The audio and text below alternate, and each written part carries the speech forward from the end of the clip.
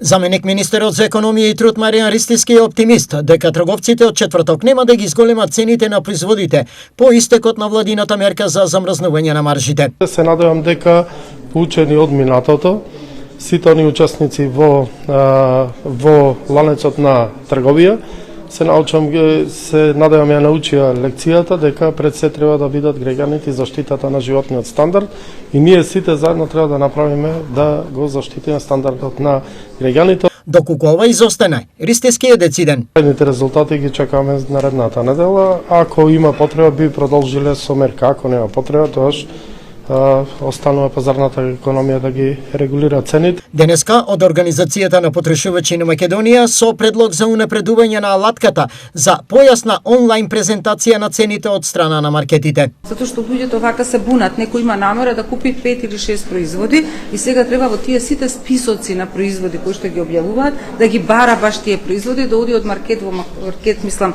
условно да оди онлайн, за да може да ги најде. Кога би имале една компаративна алатка, тоа многу брзо и сега со вештачката интелигенција секако би можело и побрзо да се развие. Но ова Ристиски експресно одговори. Колку се прегледни или не се прегледни, не можам да кажам сега.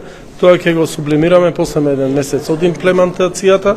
Можеби ќе одиме на, како да кажам, една генерална и општа веб страна која ќе биде понудена понатаму или збирна информација која ќе дава подобри резултати да може транспарентно да ги контролираат граѓаните самите, да ги контролираат цените на каде што ќе купуваат.